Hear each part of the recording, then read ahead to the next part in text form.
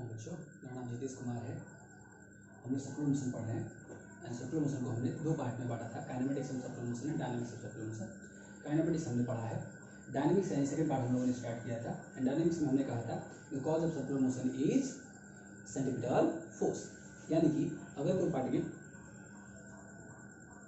Circular motion में है तो हमें एक नेसेसरी फोर्स चाहिए जिसको हम बोलते हैं centripetal force, which is always directed towards the center of the circular track, and the magnitude of the force depends on the speed with which we are traveling around the circle on the circular track। ये बात हम लोगों ने कहा था। और जो भी हमने काइनेमेटिक्स एंड डायनामिक्स में पढ़ा उसी को अप्लाई कर रहे थे हम लोग कुछ एप्लीकेशंस में, जिस प्रकार के प्रॉब्लम्स जेई में, मेंस एडवांस या सीबीएसई में या बोर्ड एग्जामिनेशंस में पूछते हैं, है कि नहीं। जो बोर्ड का हमारा सिलेबस भी है एंड जेई का सिलेबस भी है, नीट का सिलेबस भी है। तो पहला उसमें हम लोग टॉपिक स्टार्ट किए थे सर्कुलर टर्निंग ऑफ रोड्स, और हमने कहा था कि ऑलमोस्ट जितने भी टर्निंग ऑफ रोड्स होते हैं, भले ही उनका एक्चुअल जो टर्निंग बनाया हो आर्किटेक्ट ने या इंजीनियर ने, वो कितना भी डिग्री पे हो, लेकिन हम जो बेंड करते हैं, हम जो टर्न लेते हैं वो नियर अबाउट सर्कुलर ही होता है हमारे सेफ्टी के लिए। और चूंकि सर्कुलर टर्निंग ऑफ रोड्स है तो साफ है कि हमें एक नेसेसरी सेंट्रीपिटल फोर्स किसी न किसी फॉर्म में चाहिए। और वो फोर्स कैसे चाहिए, कैसे मिल सकता है, तो वो फोर्स प्रोवाइड करने का तरीका हमने 3 तरीका बताया था, by friction of roads, by banking of roads. उसके भी डिटेल एस्पेक्ट्स हम लोगों ने देखा। थर्ड हम लोगों ने आया है बच्चों कि जब फ्रिक्शन और बैंकिंग ऑफ रोड्स दोनों हम लोग ऐड कर देते हैं तब हमारी सारी समस्याओं का समाधान हो जाता है। और तब हमने स्टार्ट किया है by both friction and banking of roads. इसमें भी हमने 3 केसेस देखा था कि अगर v यानी कि speed less than under R जी टेन थीटा है, ग्रेटर देन अंडर आर जी टेन थीटा है and is equal to R G tan theta था। हमने देखा था अगर v ग्रेटर देन आर जी टेन थीटा था तो इस अगर ये सरफेस रफ नहीं था, स्मूथ था, तो v का वैल्यू अंडर आर जी टेन थीटा था। इसलिए अगर अंडर आर जी टेन थीटा से ज्यादा स्पीड है तो इसकी स्लाइडिंग टेंडेंसी अपवर्ड था और डायरेक्शन ऑफ फ्रिक्शन इनवर्ड था। और यह केस देखिए, एक maximum limiting value of the speed to take safe turn at the circular turn of roads हमने निकाला था पिछले क्लासेस में, v मैक्स। अब दूसरा केसेस हम लोग देख रहे हैं कि अगर v इस स्पीड से यानी कि अंडर आर जी टेन थीटा से नीचे है यानी कम है, तब क्या होता है। तब हमने देखा है इस केस में इस व्हीकल की स्लाइडिंग टेंडेंसी जो होगी, इस व्हील की जो स्लाइडिंग टेंडेंसी होगी इनवर्ड होगी यानी डाउनवर्ड होगी, इनवर्ड होगी आप कह सकते हैं। और इसको काउंटर बैलेंस करेगा static friction force with the help of upward directed static frictional force. और इस केस में direction of friction force upward होगा। अब इस केस में भी हमें क्या करना है बच्चों, यहाँ पे भी कि एक बात होता है कि v लेस देन आर जी टेन थीटा होगा, लेकिन कितना लेस जा सकते हैं, कितना कम जा सकते हैं, कोई लिमिटेशन नहीं है क्या सर, है कि नहीं, कोई लिमिटेशन इसमें नहीं है क्या, लिमिटेशन है, उसी लिमिटेशन की तलाश करना है। ये डायनामिक्स का सवाल है बच्चों। सिंपल सा हम लोग सारे फोर्सेस को आइडेंटिफाई करेंगे, उसको 2 डायरेक्शंस में हम लोग यहाँ पे रिजॉल्व कर रहे हैं, एक हॉरिजॉन्टल डायरेक्शन में, एक वर्टिकल डायरेक्शन में, है कि नहीं। वर्टिकल डायरेक्शंस में बैलेंस होगा एंड हॉरिजॉन्टल डायरेक्शन जो होगा वो नेट सेंट्रीपिटल फोर्स प्रोवाइड करेगा टुवर्ड्स द सेंटर, जिसको इक्वेट करेंगे हम लोग mv²/r से, और वहां पे स्पीड का वैल्यू हम लोग निकालने की कोशिश करेंगे और उसकी एनालिसिस भी करेंगे। चलिए सो पहला स्टेप है हमें identification of all the forces. तो चलिए आइडेंटिफाई करते हैं बच्चों। एक बात साफ है, ये कोई कार है या कोई बाइक है या कोई ट्रक है या कोई भी व्हीकल है क्या बच्चों, तो इसका कुछ अपना मास होगा, हम मानते हैं वो m है। तो साफ है मास है तो इस पे फोर्स ऑफ ग्रेविटी लगेगा यानी वेट लगेगा टुवर्ड्स डाउनवर्ड। तो नीचे तो इसको फोर्स ऑफ ग्रेविटी लगेगा नीचे के डायरेक्शन में, जिसको हम लोग बोलेंगे mg लगेगा। दूसरा बात यह है बच्चों कि ये किसी सरफेस पे मूव कर रहा है, तो कांटेक्ट सरफेस भी है, और कांटेक्ट सरफेस है तो वहां पे कांटेक्ट फोर्स भी डेवलप होगा। और इस कांटेक्ट फोर्स के 2 कंपोनेंट होंगे, एक अलोंग द सरफेस और एक परपेंडिकुलर टू द सरफेस। इसको बहुत डिटेल में हम लोगों ने चर्चा किया था particle dynamics and friction chapter में, है कि नहीं। तो अलोंग द सरफेस वाला जो फोर्स होता था उसको फ्रिक्शन फोर्स बोलते हैं, जो ऑलरेडी हम लोगों ने आइडेंटिफाई किया हुआ है और उसका डायरेक्शन भी शो किया हुआ है। एंड जो perpendicular to the contact surface होता है बच्चों, उसको हम लोग नॉर्मल फोर्स बोलते हैं, जिसको हम यहाँ पे शो करना है बच्चों। सो this will be your normal. यही 3 फोर्स यहाँ पे भी एक्ट कर रहे हैं बच्चों, और पिछले केस में भी यही 3 फोर्सेस एक्ट कर रहे थे बच्चों। अब हमें क्या करना है, इन तीनों फोर्सेस को रिजॉल्व करना है। इस सर्कुलर टर्न ऑफ फोर्स में हम यही कर रहे हैं बच्चों, तीनों फोर्सेस को रिजॉल्व करेंगे 2 डायरेक्शंस में, horizontal direction and vertical direction. चलिए इस काम को करते हैं। ये हमारा एंगल ऑफ बैंकिंग है, तो आप सब जानते हैं बच्चों कि ये भी हमारा एंगल ऑफ बैंकिंग हो जाएगा। ये एंगल ऑफ बैंकिंग है, so angle of inclination will be equal to angle between vertical line and perpendicular line, so this will be your angle theta. अब चलिए इसको थोड़ा सा एक्सटेंड हम लोग कर सकते हैं, वर्टिकल लाइन है, सो ये एंगल अगर थीटा है तो ये एंगल भी थीटा होगा। तो ये एंगल थीटा है, इस नॉर्मल का एक कंपोनेंट अगर वर्टिकल हम निकाल लेंगे तो जिसके साथ थीटा है उसके साथ हो जाएगा n cos थीटा, और एक कंपोनेंट अगर हम लोग हॉरिजॉन्टल डायरेक्शन में निकाल दिए बच्चों तो जिसके साथ थीटा नहीं है तो उसके साथ हो जाएगा बच्चों n sin थीटा। यानी कि हम लोगों ने नॉर्मल को रिजॉल्व कर दिया, अब हमें फ्रिक्शन को रिजॉल्व करना है। फ्रिक्शन को रिजॉल्व करने के लिए थोड़ा सा केयरफुली हम लोग एंगल लिखते हैं बच्चों।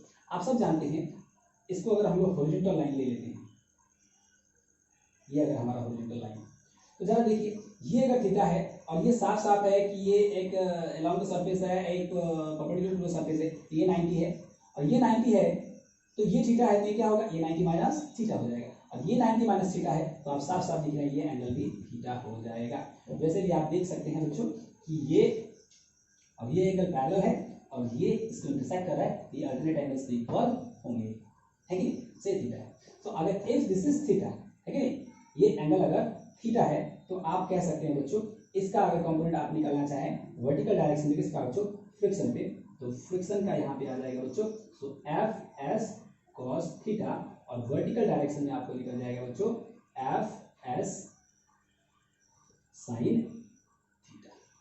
दो कंपोनेंट निकाला हमने बच्चों, एक तो टुवर्ड्स द हॉरिजॉन्टल डायरेक्शन में और एक वर्टिकल डायरेक्शन में। तो हॉरिजॉन्टल डायरेक्शन में एफ एस कॉस थीटा हो गया एंड वर्टिकल डायरेक्शन में एफ एस साइन थीटा। तो नॉर्मल को ऑलरेडी बच्चों हम लोगों ने रिजॉल्व कर लिया था, फ्रिक्शन को भी हम लोगों ने रिजॉल्व कर लिया दो डायरेक्शन में, वर्टिकल डायरेक्शन में और एक हॉरिजॉन्टल डायरेक्शन में, है कि नहीं। जो वेट फोर्स है ऑलरेडी वर्टिकल डायरेक्शन में है, इसको रिजॉल्व करने की जरूरत ही नहीं है। अब चलिए हम लोग इक्वेशन लिखते हैं बच्चों, हमें इक्वेशन लिखना है दो डायरेक्शंस में। पहला वर्टिकल डायरेक्शन में हम लोग लिखते हैं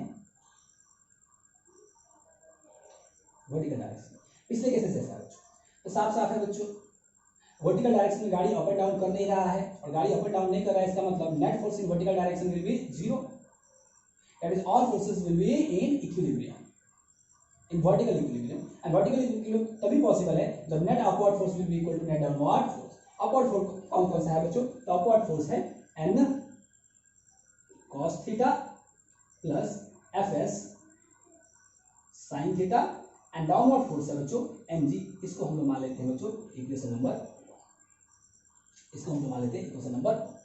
नाउ हॉरिजॉन्टल डायरेक्शन में थोड़ा सा हम लिखते हैं, हम जानते हैं बच्चों अगर इस गाड़ी को, इस व्हीकल को अगर सर्कुलर टर्न लेना है तो इसमें हॉरिजॉन्टल डायरेक्शन में नेट फोर्स एक्ट करना चाहिए, और वह भी नेट फोर्स का डायरेक्शन होना चाहिए टुवर्ड्स द सेंटर। मैं ये क्यों बोल रहा हूँ बच्चों कि यहाँ पे दो फोर्स है, एक टुवर्ड्स द सेंटर है और एक अवे फ्रॉम द सेंटर है। इसका जब हम लोग नेट फोर्स लिखेंगे तो दो फोर्सेस अपोजिट डायरेक्शन में इसको सब्ट्रैक्ट करना पड़ेगा। लेकिन कैसे सब्ट्रैक्ट करते हैं, बड़े में से छोटे को सब्ट्रैक्ट करते हैं तब जाके नेट फोर्स मिलता है। तब सवाल ये है कि कौन सा फोर्स बड़ा है, टुवर्ड्स द सेंटर वाला या अवे फ्रॉम द सेंटर वाला। बच्चों अगर अवे फ्रॉम द सेंटर वाला अगर फोर्स बड़ा होगा तो डेफिनेटली नेट फोर्स हो जाएगा towards the away from the centre. जो बड़े फोर्स रहता है उसी के डायरेक्शन में नेट फोर्स हो जाता है कि नहीं, जो कि पॉसिबल ही नहीं है, क्योंकि अगर टुवर्ड्स द सेंटर फोर्स नहीं मिला तो towards the centre of force है ही नहीं, तो सेंट्रीपिटल फोर्स ये कहलाएगा ही नहीं, तो सर्कुलर पाथ मेंटेन ही नहीं होगा। इसीलिए टुवर्ड्स द सेंटर वाला फोर्स जो है n sin theta, this will be bigger force, है कि, और इसलिए हम लोग नेट फोर्स हम लोग लिखेंगे इस डायरेक्शन में n sin theta minus fs cos theta will provide, ये net force will provide necessary centripetal force, necessary centripetal, ये necessary centripetal force प्रोवाइड कर रहा है बच्चों हमें, इस बात को ध्यान में रखना। अब चलिए देखिए ये इक्वेशन तो मिल गया सर, ये कौन सी बड़ी बात है, इक्वेशन निकालना हमारा मुद्दा नहीं था, इक्वेशन के स्टेप्स है, जानेंगे तो आगे बढ़ेंगे। हमारा मुद्दा ये है कि हम स्पीड निकालना चाहते हैं। ठीक है सर, आपने कहा कि इससे कम होगा स्पीड अंडर रूट आर्मी कंडीशन, लेकिन कितना कम होगा, एक मिनिमम लिमिट तो होगा, वो निकालना चाहते हैं। तो आप जानते हैं ये नेसेसरी सेंट्रीफ्यूगल फोर्स को हम लोग इक्वेट करेंगे किससे, mv² अपॉन r, जो नेसेसरी सेंट्रीफ्यूगल फोर्स काइनेमेटिक्स में हमने इक्वेशन डेवलप किया था सेंट्रीफ्यूगल फोर्स का। क्वेश्चन नंबर 2, आप इस बात को जरा गौर से देखिए बच्चों, जैसे जैसे आप जानते हैं स्टैटिक फ्रिक्शनल फोर्स तो एडजस्टेबल फोर्स है,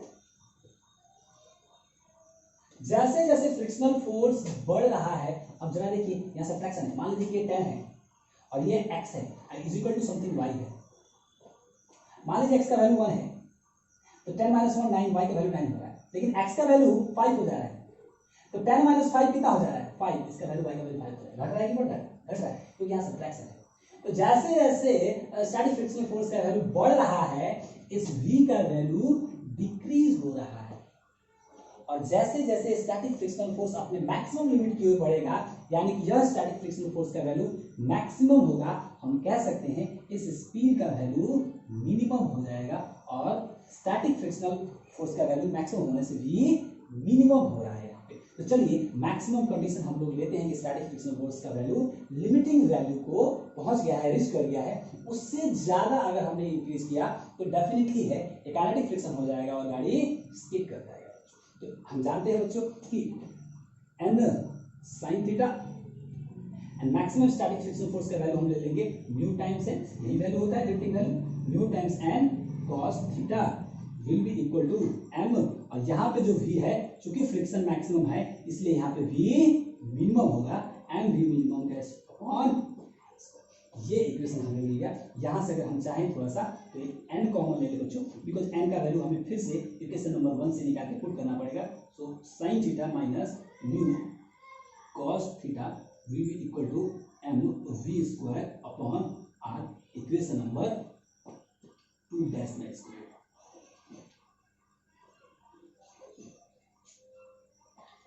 अब चलिए बच्चों, हमें यहाँ पे एंगल ऑफ बैंकिंग तो पता है, कोएफिशिएंट ऑफ फ्रिक्शन तो पता ही होगा, m दिया भी हो सकता है नहीं भी दिया हो सकता है, देखेंगे v तो हमें मिनिमम v तो निकालना ही है, एंड r तो पता होना ही चाहिए सब टर्न ऑफ फोर्स का, हम कंस्ट्रक्ट करें कितना कंस्ट्रक्ट करें, हमें n का वैल्यू निकालना है, फिर इक्वेशन नंबर 1 से हम लोग n का वैल्यू निकाल सकते हैं। So now from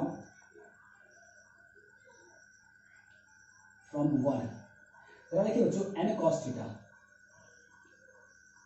plus friction को तो हम लोगों ने मैक्सिमम ले लिया है, तो मैक्सिमम फ्रिक्शन का वैल्यू भी हम लोग ले लेंगे म्यू टाइम्स n फिर sine theta and will be equal to mg। अगर हमने यहां से n को कॉमन ले लिया तो क्या बचेगा, cos theta plus mu sine theta will be equal to mg। आप अगर n को निकालना चाहते हैं तो n को यहाँ पे पुट कर दीजिए बच्चों, तो n will be equal to mg upon cos theta plus mu sine theta, cos theta upon mu sine theta, इसको हम पुट कर देते हैं बच्चों। So putting this in 2 dash, यानी n का वैल्यू अगर हम लोग यहाँ पे पुट कर देते हैं बच्चों, तो जरा देखिए n का वैल्यू हम लोग पुट करेंगे mg upon cos theta plus mu sine theta, यहां पे हमें मिलेगा बच्चों, हो जाएगा sine theta minus mu cos theta, so sine theta minus mu cos theta, and इसको हम लोग इक्वेट कर देंगे बच्चों m v square upon r से। यहां तक हम लोगों ने ऑलरेडी निकाला है बच्चों, तो चलिए थोड़ा सा मैं इसको मिटा दे रहा हूँ।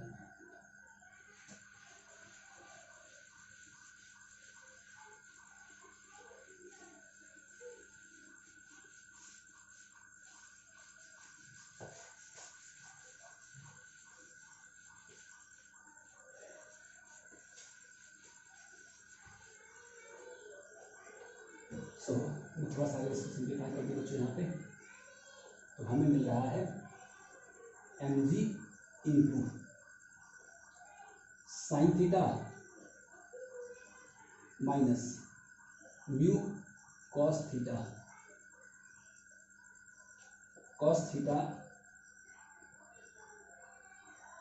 Plus mu sine theta will be equal to m v square upon r। यहाँ से आप चाहें तो m कैंसिल कर सकते हैं बच्चों, अब v मिनिमम का स्क्वायर है बच्चों, m v मिनिमम है, वी है, लेकिन मिनिमम स्पीड है, क्योंकि फ्रिक्शन को हम लोगों ने मैक्सिमम लिया है। यहाँ वी मिनिमम का स्क्वायर आप लोग लिख सकते हैं बच्चों, कैसे, वी इक्वल टू, इस आर को आप इधर बैठ दीजिए, क्या बच जाएगा, r ji into sine theta minus mu cos theta whole divide by cos theta plus mu sine theta. और आप जानते हैं कि अगर इस स्क्वायर को हम लोगों ने यहाँ पे हटा दिया तो एक स्टेप ना लिख के मैं ऐसे इसको स्क्वायर रूट हटा दूंगा बच्चों यहाँ पे। सो this will be the expression for minimum speed. आप थोड़ा सा इसको और सिंप्लीफाई कर देंगे बच्चों, तो पिछले एक्सप्रेशन जैसे ही बन जाएगा बच्चों, v minimum will be equal to are g, ऊपर और नीचे साइन से डिवाइड कर दीजिए, तो sine upon sine 1 minus mu, या आप चाहें तो कॉस से डिवाइड कर दे, तो साइन अपॉन कॉस क्या हो जाएगा बच्चों, टैन थीटा। ऐसे साइन से डिवाइड करेंगे तो कॉट के टर्म में होगा, मैं टैन के टर्म में लिखना चाह रहा हूँ, तो tan theta minus cos cos cancel हो जाएगा, तो म्यू बच जाएगा full divide by cos upon cos 1 हो जाएगा plus mu sine upon cos tan theta. So this will be the expression for the minimum speed. यानी कि हम ये बात कह सकते हैं कि अगर कोई व्हीकल बैंक रफ रोड पे अगर v का वैल्यू लेस देन आर जी टेन थीटा हो, तो आपको याद रखना है कि लेस तो आप चला रहे हैं, लेकिन कितना मिनिमम जा सकते हैं, तो उस मिनिमम स्पीड का लिमिट यहाँ पे है बच्चों कि R G under root R G into tan theta minus mu upon 1 plus mu tan theta. इन हो गए। हमने देखा बच्चों कि सर्कुलर टर्निंग ऑफ रोड्स पे स्टार्ट किया था हमने हॉरिजॉन्टल फ्लैट रोड से। हॉरिजॉन्टल फ्लोर रोड्स पे बैंकिंग नहीं था, सिर्फ फ्रिक्शन था, और फ्रिक्शन के केस में एक वैल्यू हमें मिल गया था बच्चों, v must be less than and equal to mu r g. और हमने कहा था कि maximum value under mu r g है, और इसकी अपनी एक लिमिटेशंस था कि बहुत ज़्यादा नहीं हो सकता है, क्योंकि कोएफिशिएंट ऑफ फ्रिक्शन का वैल्यू 1 के आसपास ही रहेगा, और आर चौड़ाई पे, रोड की चौड़ाई पे डिपेंड कर रहा है, और कितना चौड़ा टर्न है उस पर भी डिपेंड कर रहा है, और जी तो कांस्टेंट है। हमने कहा 50, 60, 70 इससे ज़्यादा पॉसिबल नहीं है टर्निंग लेना, उतना भी बहुत मुश्किल से ले पाना संभव है, और इसको ओवर करने के लिए हमने बैंक किया था। और बैंकिंग के केस में एक स्पीड था बच्चों under root R G tan theta, लेकिन खास बात क्या था, एक ही पॉसिबल स्पीड था। अगर इस स्पीड से अगर हम लोग ज़्यादा भी जाते थे और कम भी जाते थे तो सेफ टर्न नहीं ले पाते थे, गाड़ी स्लाइड करने की चांसेस ज़्यादा रहता था। तो एक तो इसकी लिमिटिंग वैल्यू बहुत कम था, और ये limiting value up to infinity तो दे रहा था, लेकिन एक ही पॉसिबल वैल्यू था। जब दोनों को कंबाइन हमने दे दिया तो कंट्रोलेबिलिटी भी आ गया, है ना, एंड लिमिटिंग वैल्यू भी बढ़ गया, तब जाके एक मिनिमम स्पीड है, मैक्सिमम स्पीड रेंज हो गया वहाँ पे। विद एंगल ऑफ बैंकिंग आप 0 से लेके 1000, 2000, 5000 तक आप मिनिमम और मैक्सिमम लिमिट तक लेके जा सकते हैं, इतना टर्न। अगर आप सक्षम हो, आपकी रिएक्शन टाइम इतना हो कि आप उतना सेफ टर्न ले सकें, तो आप ले सकते हैं बच्चों। ये था सर्कुलर टर्निंग ऑफ रोड्स। ये बहुत इंपॉर्टेंट है, जब हम लोग प्रॉब्लम सॉल्व करेंगे तो बहुत ज़्यादा प्रॉब्लम इसको सॉल्व करेंगे, लेकिन इन सारे डेरिवेशंस को जो हमने किया है उसका इस्तेमाल करेंगे, डेरिवेशंस का भी और इक्वेशंस का।